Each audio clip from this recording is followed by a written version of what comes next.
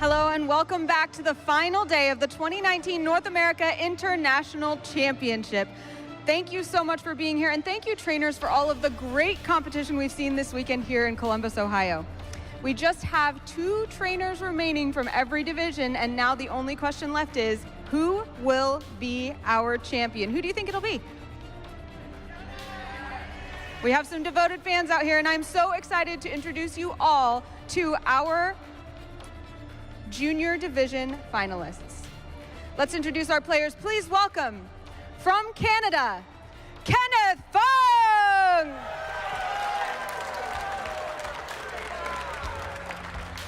And from Singapore, Connor Yuen! Congratulations to both of you for making it so far. Please shake hands, take your seats, and we can't wait to watch you play. Back to you at the desk, casters. We're about to get started. Looking at that team preview, I'm kind of expecting that we're gonna see both restricteds on both players come into the battlefield for this very first game, and we maybe even might see those Mega Pokemon as well. Yeah, it's a really awkward matchup. I feel like on Kenneth's side, it's like you kind of want to use all 6 Pokemon for various reasons. Matchup, Yeah. Obviously, you can only pick 4. Tough not to pick the restricted Pokemon. He probably needs to get some form of speed control out, either Yveltal's Tailwind or Trick Room from Stakataka. Togedemaru, the best Pokemon on the team to help enable that, but Fake Out isn't necessarily going to work because of the potential of Psychic Terrain from Tapu Lele, which makes it tempting to bring Tapu Fini. He's going to have to make some sacrifices here. Another thing to keep in mind is the only Pokemon on his team that can learn a move like U-Turn is that Togedemaru. He might want to bring it for that reason, just so we can kind of trade U-Turns with Incineroar and Landorus. Otherwise, these Pokemon might just be switching circles around him.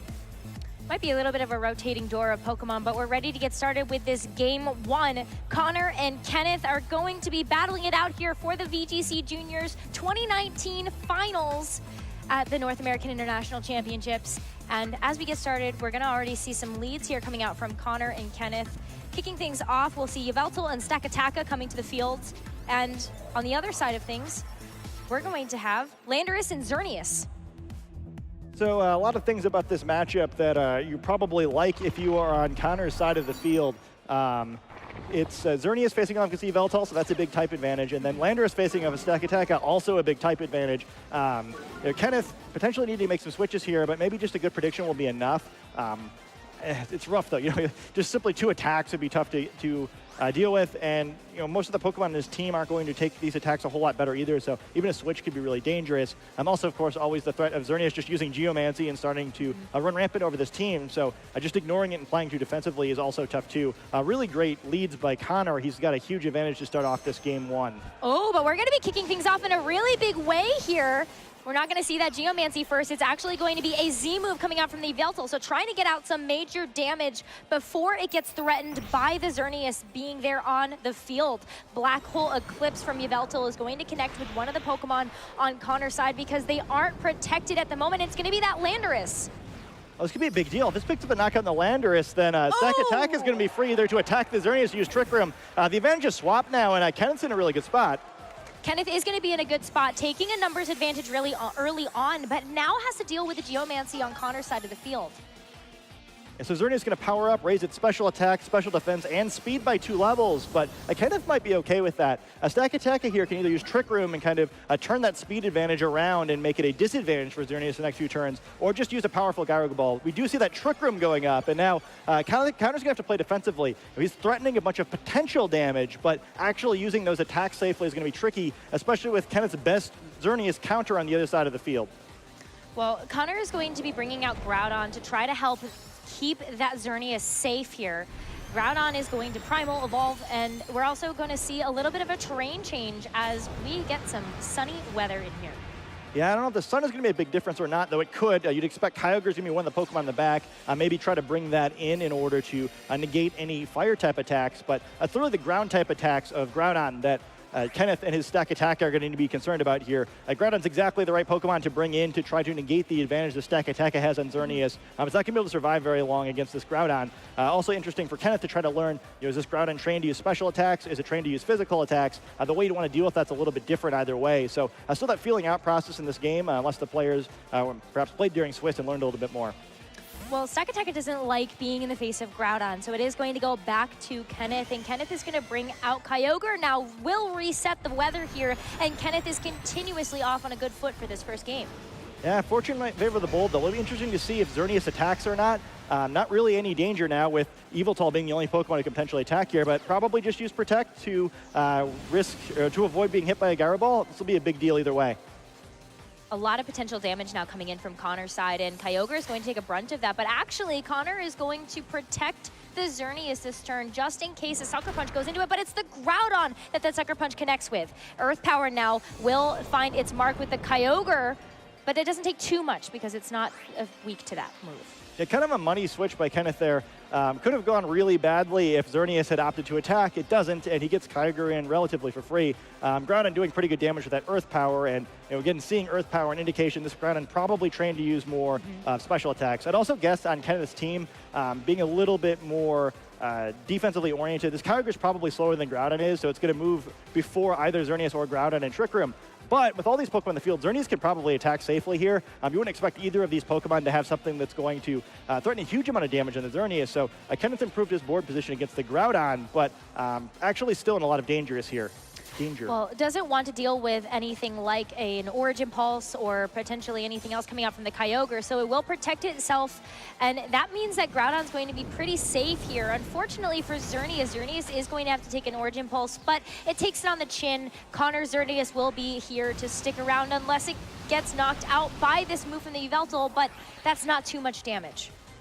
Gets it to about half health, but this Moonblast is going to be devastating. We'll have to see which Pokemon it goes into. It's the Kyogre slot. This will probably be a knockout. It is a knockout. Connor now is going to be able to even the score here. Both of them have 3 Pokemon left, and the weather battle is in control of Connor's hands. Yeah, I kind of get that big knockout with Yveltal in the first turn, but it's kind of just hanging out in the field now. It doesn't match up very well with Xerneas. Actually going to have a hard time dealing with Groudon now, too, and I kind of going to have to bring something in. You don't want to bring the Stack Attack in if you don't have to. As much as it checks that Xerneas facing down a Groudon when you know that Xerneas can just use Protect is pretty difficult, and we see Salamence coming instead. Unfortunately, though, for Kenneth, we now have 2 Pokemon that aren't very good against Xerneas on the field.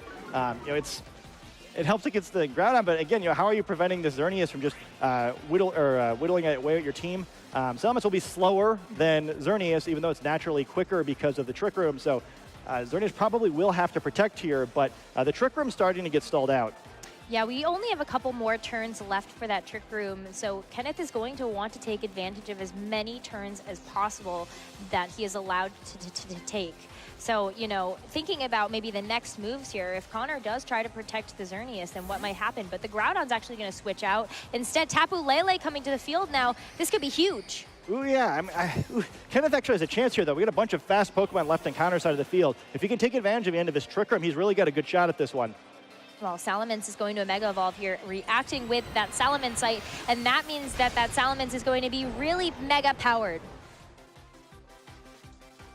There's the Mega Evolve now. You've got Yveltal looking at a Dark Pulse. Dark Pulse will connect with the Tapu Lele, and it does a little bit over half. Double Edge now is actually going to find its way into the Xerneas, and that's a knockout!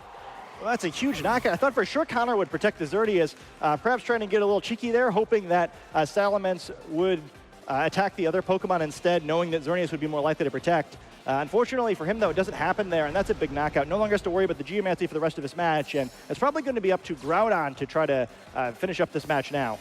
Groudon will at least have control of the weather for Connor's side as long as we get to see those turns come to fruition here. But Kenneth does have a 1 Pokemon advantage going into this next one. So we almost always see Tapu Lele holding a Choice Scarf. Because of that, it probably can't use Protect here. If Kenneth can target down this Tapu Lele, Groudon's going to have a really difficult time knocking out Salamence unless it knows a hidden power. We typically don't see Groudon learn this move, but if it was taught that'd be kind of the only way for Connor to get this back. Otherwise, this is looking like a really disadvantageous board state for him, and he's still got to try to find a way to knock out this fully healthy Yveltal. Knowing that we are preparing for that Trick Room to end, Stack Attack is going to come back to the field, maybe to try to set up another one when the field does revert back to normal. A Protect coming out from the Groudon on Connor's side is going to be able to keep it alive through any of these attacks. And Double Edge, though, actually going to find its way to the Tapu Lele, and that's another knockout. Really smart play by Kenneth there. Understands, all right, Tapu Lele almost definitely holding a Choice Scarf. It can't use Protect. I'm going to pick up this knockout that I can get for free, and now he's got a 3 Pokemon versus 1 advantage against a Groudon. Groudon is still able to do a lot here, but Connor actually opted to protect the Groudon instead of going for some amount of damage onto Stakataka or Salamence on Kenneth's side of the field. So we are potentially going to have to see Connor either target down one of those Pokemon, but it's actually going to be Salamence moving first. Hyper Voice, Groudon's going to take the brunt of all of this damage, and it's getting taken so low here. Groudon able to fire back with an Earth Power into the Stakataka slot, and Stakataka does not take that. It's going to be another knockout, and that's going to be for Connor. Yeah, so Connor gets another knockout on the board, but it's going to be for naught here. One of the reasons why Salamence is so great is because of how well it does against Groudon. Definitely not the pairing you want to see at the end of the match if you're Connor. The one nice thing for him there, if he didn't already know, he now knows for certain that Stakataka is not holding a Shuka Berry, that berry that reduces the damage of super effective ground-type moves. So at least he'll know that moving forward into Game 2. But a really well-played game by Kenneth. That Trick Room on the first turn proving to be just a little bit too much for Connor. Connor never able to really catch that one back up, and even though he gets off that easy Geomancy, we're about to see Kenneth take the first game. Yeah, that's going to be a first game after that knockout from Groudon. So Kenneth starting out this finals match in a big way.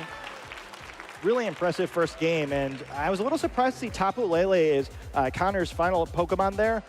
Perhaps seeing a little difference between the Junior Division and the Masters Division. You know, Tapu Lele holding that Choice Scarf, most likely kind of a more aggressive, offensive sort of Pokemon. If that last Pokemon had been Incineroar instead, which I think is almost always what we would have seen in the Masters Division, you could have just switched in at the end there, perhaps use a Fake Out to help stall out the Trick Room for Xerneas, and then maybe we see the other player win the game. I think if I'm Connor, that's the sort of adjustment I want to make. You know, use the combination of Landorus and Incineroar to play a little bit more defensively if he has to. Obviously, he lost a Pokemon on turn 1 as well. That's not what you're looking for, but I think he can afford for that to happen. Landorus is probably not the most crucial Pokemon in this matchup, and you know, it prevents him from having to worry about Groudon from getting hit by that Z-move instead. I actually really like the choice that you said there. Maybe bring the Incineroar and the Landorus as a nice pair, because you do have the U-turn potential on the Landorus that might help to try to change the board state a little bit. And then I also believe that Intimidate, that is a very typical ability of Incineroar, can do a lot to be able to mitigate the damage that Kenneth was able to push out in that first game. Yeah, I think he's got other ways to deal with the Yveltal, so kind of just playing defensively is the key. I assume Tapu Lele is coming in for Yveltal mostly, right? Like, all right, well, I have a speed advantage, I'll do a bunch of damage, but he's got Xerneas for that already. I think what he needs to do is kind of just use Landorus and Incineroar, or maybe even Gengar to help get those positive board states, pick up those knockouts, because if he just allows the Trick Room to go up again, Kenneth's going to win a match where he can outslug him once he has the speed advantage. Well, we're going to be kicking off Game 2 now, and we see a little bit of an adjustment here coming out from Connor, as we do see that Incineroar was brought to this match, but Kenneth is making an interesting adjustment as well. Togedemaru on his side of the field. Yeah, so both sides opting to switch things up. I do like the swap on Connor's end. Unfortunately, there's good and bad things about this league matchup, I guess. Again, I feel like from the concept of just trading attacks, Connor's in a better spot this time, but it's a little bit more difficult for him to try to take advantage of it. He does have to be concerned about just having his Landorus knocked out immediately by a Z-move again. On the positive side, he has two Pokemon that can do super effective damage to that Togedemaru, and he also kind of has to start thinking here, right? It's like, all right, well, I've seen a Pokemon I didn't see last game, so what's missing on the other side? Is it Salamence, is it Kyogre, or is it Stakataka? Well, Kenneth is going to protect the Togedemaru, bringing it back to its Pokeball and sending out Tapu Fini in its place. This is going to bring that Misty Surge to the field, and that will be able to do a little bit to stop some of the game plan that Connor has. Connor perhaps expecting that Z-move, switching Xerneas in maybe to take a reduced damage from that attack. We'll see what's about to happen here. Xerneas is going to take its friend's place. Fake Out, though, onto the Yveltal means that Yveltal's not going to be able to do a Z-move this turn. Yeah, no bait then, but still better board position. Doesn't have to worry about the Z-move for now. Not likely that Yveltal's going to try that against either of these two Pokemon. But also interesting to see Tapu Fini coming in. So Kenneth opting to change two of his Pokemon despite winning Game 1. You'd expect that final Pokemon is Kyogre. So his board state, again, Yveltal's in a lot of trouble. Tapu Fini's very safe. But we see the Tailwind, so Kenneth once again opting to try to get control of the speed on the field. Might have expected that Connor was going to make some sort of adjustment for the Stakataka specifically, but Moonblast into the Yveltal, even though it's not powered up, is going to be a knockout for Connor. The big knockout, a restricted Pokemon going down without really getting to use any attacks. Yeah, and well, we're going to see a light screen here. That's an interesting choice to have on a Tapu Fini, not something that is super, common, but Tapu Fini seems to be tech to be a little bit more tanky for this match. Yeah, it's a very defensively oriented Tapu Fini. It looks like that Snarl just absolutely shrugging it off. And we'll have to keep in mind what moves Tapu Fini winds up using. You know, if this Tapu Fini doesn't have a bunch of attacks, then Snarl kind of doesn't really matter. You know, it's not there to do damage. It's there to reduce the special attack of these Pokemon. With Togedemaru coming back in, I'm a little curious what Kenneth's plan here is. Maybe he'll go for a fake out on the Xerneas perhaps, avoiding having to worry about any sort of Geomancy, but that would leave Incineroar free to attack the Togedemaru. Kind of at that point now where, you know, with Yveltal going down without getting to use its Z-move, just trading attacks back and forth are to Connor's advantage, not Kenneth's. Absolutely. Well, Xerneas isn't going to actually be able to do any damage for Connor this turn as it opts for a Protect, but Togedemaru now wants to try to reposition itself, so we'll go a U-turn into the Incineroar for a decent amount of chip damage there. If we see Kyogre come in, this could be a really fantastic play unless we see another Snarl. I guess even if we do, that was cute. Well, it is going to be the Kyogre, so Kyogre coming in, it might have to take a Snarl from the opposing Incineroar, but it's going to Primal Evolve first. We'll bring that Rain back to the battlefield and see whether it also helps to kind of create a Kyogre's menacing presence here on the board. It could be really good. You know, Kyogre still has that Tailwind to take advantage of, so it'll be quicker than Xerneas after this turn. And even more, even greater speed advantage now with the Icy Wind slowing down Incineroar at least. Yeah, we'll not be able to connect with the Xerneas because it has protected itself against that, but are we going to see that speed drop? Yes, we are. So that Icy Wind is going to help a lot to just ensure that that Tailwind is going to be what it needs to be. But U-turn now actually coming up from Incineroar, not a Snarl. So it's going to go back to Connor's side of the field, and we might actually see that Landorus come back out, but it doesn't really want to be against that Kyogre. Yeah, so Groudon. yeah, we're going to see Groudon. He's going to turn the Rain off, and that's a really good move. Nice play by Connor. I was a little curious what he was going to do with that Incineroar. I think what Kenneth was hoping for on his side was like, well, I'm going to send out Togedemaru. I'm going to show you that I can fake out your Xerneas or hit it with a Steel type attack. So instead of doing any of those things, I'm going to switch out, try to get an advantage with my Kyogre, maybe get a free attack on the next turn. Kind of reads that really well. Doesn't use a Flare Blitz that would have been negated by the Primordial Sea. Uses U-turn instead and kind of keeps his advantageous board position with Groudon out now to protect the field from any sort of water type attacks. Yeah, this is going to be a really good position here for Connor. Now that Groudon is kind of exerting a lot of pressure onto the board state, Kenneth is going to have to cycle through his Pokemon a little bit here, and we're going to kick that off with Tapu Fini starting that rotation, Togedemaru coming back out, and hopefully going to keep some of these Pokemon in check on Connor's side. Kyogre, though, actually not going to switch out at all. Going to go for an Ice Beam to just get some damage on the Groudon. That was actually quite a bit there, doing half amount, and is going to have to take an Earth Power back, but it barely does anything to what Kyogre was able to do to that Groudon. Xerneas, though, now going for a Moonblast into the Kyogre, will double into it, but still not too much damage from either side. That's pretty impressive, really seeing the effectiveness of the light screen that Tapu Fini used earlier. Yeah. Kyogre shrugging off two attacks from two of the most powerful Pokemon in this format, but his health is being whittled down. I wouldn't be surprised if a defensive Tapu Fini like this one knows Heal Pulse, so Kyogre could potentially get some of that health back, but Kenneth's going to need to maneuver quickly. Only has a little bit of that Tailwind left, and once that goes down, it could be a big advantage for the Xerneas, who's now going to have an easier time trying to get that Geomancy up potentially, though not too likely to try to do that in front of Togedemaru. Kyogre did quite a bit of damage, though, to that Groudon, even with the Ice Beam. And a Fake Out onto Groudon is going to protect both of Kenneth's Pokemon for a while. But it is going to be Ice Beam actually into the Xerneas, and that doesn't do nearly as much. But, hey, wow, we're going to see a Geomancy now from that Xern. Yeah, great play. I was kind of curious if maybe he'd just try to play defensively because of the threat of Togedemaru just attacking into the slot. But with Groudon there, you know, threatening a knockout on Togedemaru, why not go for it? Xerneas is going to get this Geomancy off pretty much for free and be able to take advantage of it once the Tailwind expires.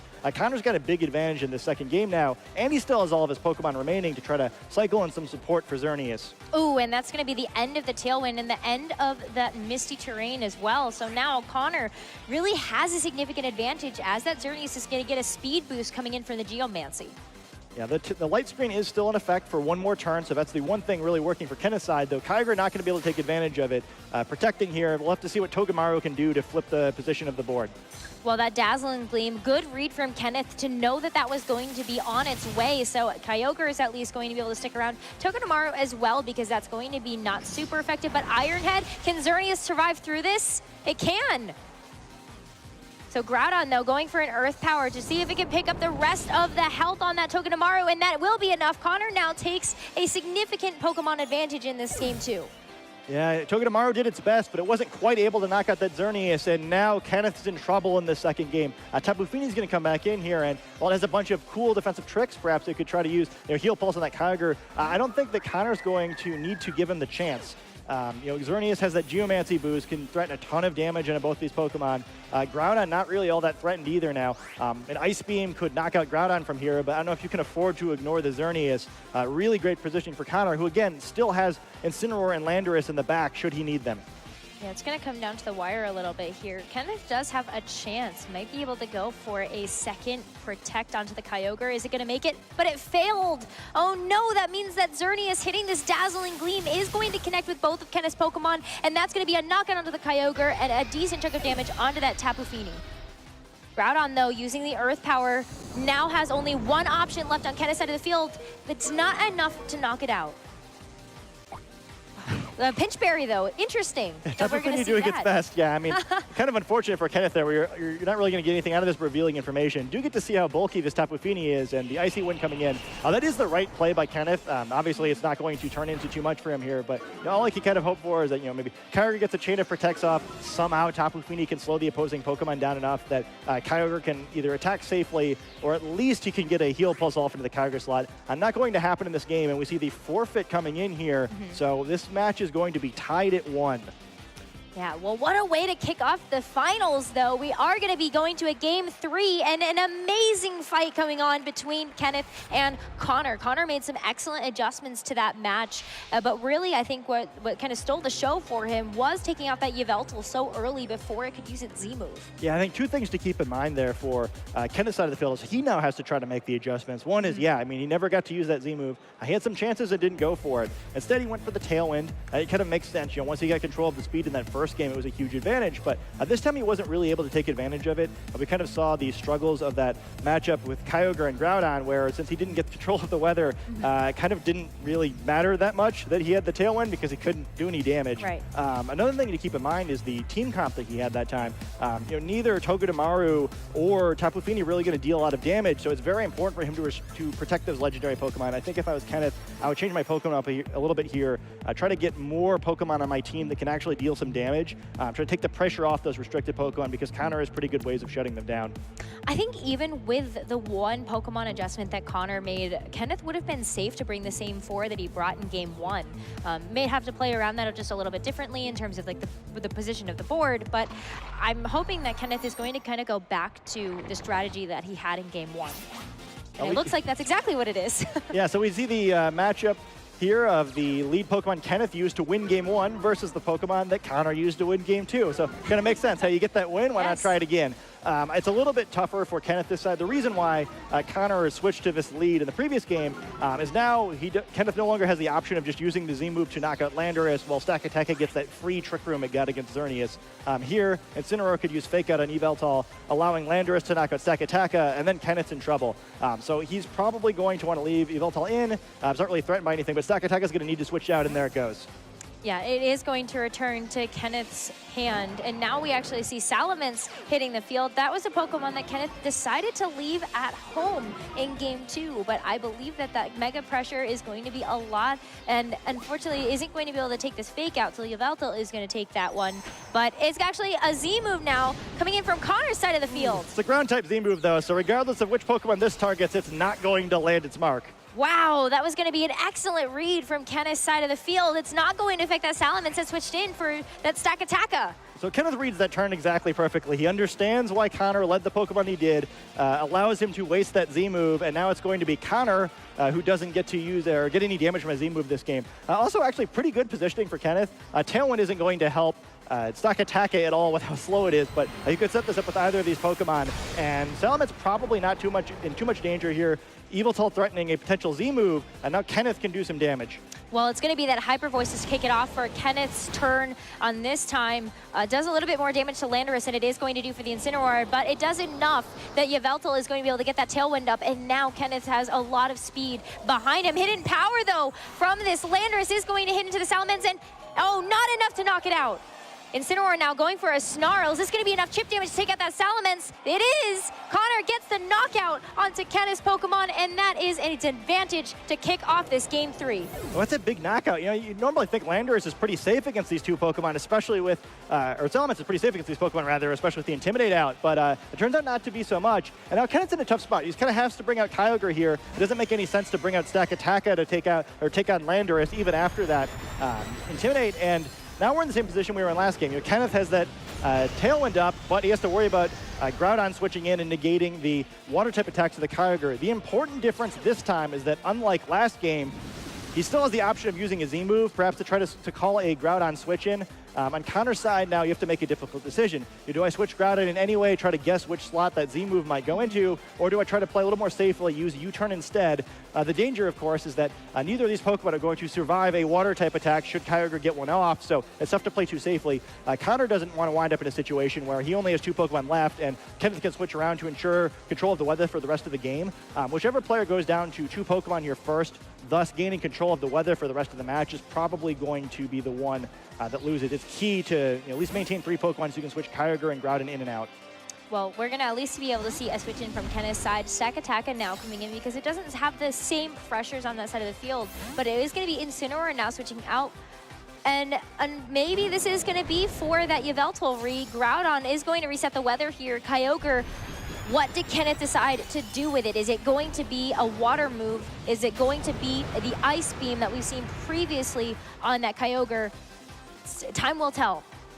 Yeah, an Ice Beam would be enough to knock out Landorus, and we do see with the switch to Stakataka, not even trying to go for the Z move. Connor has a potential here to maybe get the positioning, but it is the Ice Beam. Which Pokemon will it hit? It's going to be the Landorus. That is going to do enough to be able to knock it out. Super effective there on the Landorus, and now we have an even up of the Pokemon that are left. It's a nice knockout for Kenneth, but I'm a little puzzled by the board state that he's wound up with here. It's a weird one. You don't see Xerneas switching into Stakataka very often, but it actually makes a lot of sense here. Even with the Tailwind, Stakataka is going to be the slowest Pokemon on the field, and with the control of the weather, it's pretty tough for Kenneth to really do anything to stop Groudon from targeting Stakataka, allowing Xerneas to get that Geomancy off. Really nice spot. Even though Kenneth scored that knockout there, I'm not sure giving the free switch to Connor actually helped him, though it was likely Landorus was going to use U-turn and get that switch anyway. Well, we're going to have to see a forced switch on Kenneth's side, not with the U-turn equipped to Stakataka. So, we will have the Yveltal coming back out, and that's going to be a little bit of an interesting choice there, knowing that Xerneas is on the field. Kind of has no choice. He's running out of options. He's going to dodge this Earth Power. Yeah, so that's a nice play, but there's read. nothing he can do to stop this Geomancy, and Connor's suddenly looking like he's got this one under wraps. Time will tell, though, because in Pokemon, anything is possible, having some moves miss or having some, random generation here on your side. But Geomancy will be able to go off this turn without a hitch because the Power Herb that is equipped to that Xerneas, and Kenneth's going to have to prepare himself for some of this damage that Xerneas can do. Yeah, I'm just not sure what he does here. He still has the option of that Z move, but with Xerneas resisting it, having the boosted special defense from Geomancy, he's not going to take very much damage. Xerneas can kind of just go on the offense here. I guess on Kenneth's side, you have got to find a way to knock out that Groudon. I don't think that Xerneas is going to allow that to happen, but if you could somehow get rid of Groudon, then Stakataka could deal with Xerneas. But it's going to be really clever to find an opportunity for that. Connor's done a great job to, again, kind of take advantage of that Tailwind by bringing Groudon in second, controlling the board. Groudon is going to protect, hopefully to avoid taking an Ice Beam from the Kyogre or this Z-move here. Z-move now coming out from Kenneth's side, and it's going to be able to connect with either of the Pokemon that are on the field. But is it going to be enough to get a key knockout for Kenneth to get him a better position in this game? Black Hole Eclipse from the Yveltal. It will have a decent target on either side, but it is going to be the Groudon that just protected, so some of that damage from this Black Hole is going to get mitigated here. But it is enough. Wow, so that's going to be Connor's Groudon sticking around, but this Dazzling Gleam will fire back for that Yveltal, and a critical hit onto the Kyogre is going to take away more damage than Kenneth was prepared for. Oh, it's so much damage. The Ice Beam here going to hit Xerneas. Unless he gets a critical hit, that's probably not going to do all that much. And yeah, wow, Xerneas takes that like a champ, and Connor now just 2 knockouts away from winning the tournament. 2 knockouts. We do have Stakataka, and with the speed that we have seen these Pokemon really play with, it's going to be really important for Kenneth to try to set up Trick Room to give him an advantage. I just don't think there's any way. I mean, he made the right play in the last turn. You've got to go for that Z move. Groudon has to get knocked out there to take this game, but this could be check and mate for Connor. You know, Groudon just used the ground type move onto Stakataka. Xerneas attacked Kyogre, and I just don't know what you do for Kenneth. A really well played match by him. You know, he was very close, but I think Connor's probably got this one. Well, this might be the very last one here. Xerneas going for a Dazzling Gleam. The Dazzling Gleam is going to pick up the knockout onto Kyogre, and you can see the handshake on stage. Seems to me that these players know who the champion is going to be of this match. Connor, congratulations for becoming the Junior North American International Champion. All right, Connor, how does it feel to be the North American International Champion? Good. I would imagine it feels good. What did you have to do to get here? Did you have to practice? Yes. A lot? Yes. Did you play with a lot of people? Yes. I think that's a good way to become good at Pokemon. Is there anything else that people need to do to become good at Pokemon?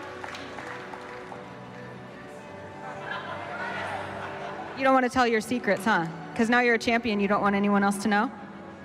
I don't know. Well, that's okay. Is there anybody out in the audience that you want to say hi to or thank you to while you're here? My father. Thank you, Father. All right, awesome. Connor, thank you so much. Congratulations. Let's hear it one more time for our North American International Champion. And guys, we'll be right back with more after this.